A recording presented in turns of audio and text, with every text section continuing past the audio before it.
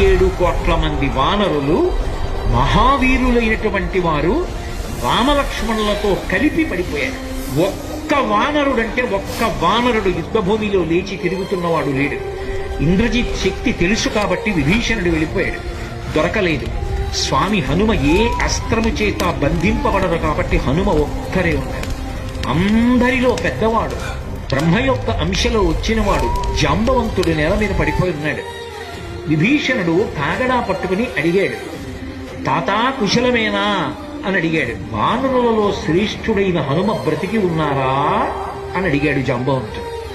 విభీషణుడు అన్నాడు, తాత నువ్వు అడగవలసినది రామలక్ష్మణులు కుశలముగా ఉన్నారా అని అడగాలి. హనుమ కుశలముగా ఉన్నారా అని అడిగారేం తాత అని అడిగారు.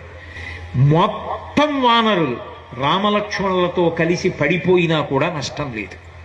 హనుమ ఒక్కరు బ్రతికి ఉంటే మళ్ళీ అందరూ బ్రతుకుతారు.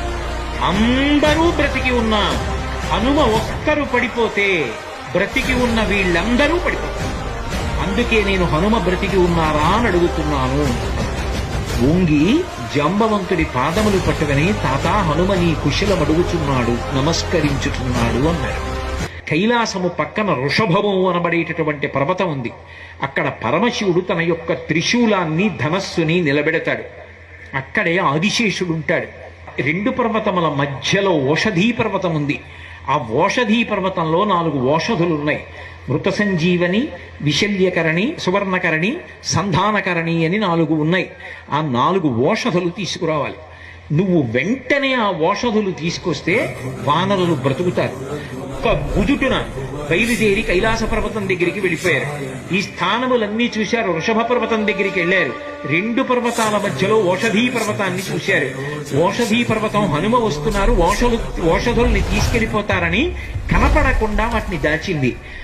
నా స్వామి అయినటువంటి రామచంద్రమూర్తి కార్యానికి పనికి రాకుండా ఓషధుల్ని దాస్తావానని ఆ సంజీవని పర్వతాన్నంతటినీ పెళ్లగించి చేత్తో పట్టుకుని ఆకాశ మార్గంలో కించిత్ శ్రమ పడకుండా కాంచనలంక ఉన్నటువంటి దక్షిణ తీరానికి చేరి యుద్ధభూమిలో దింపారు.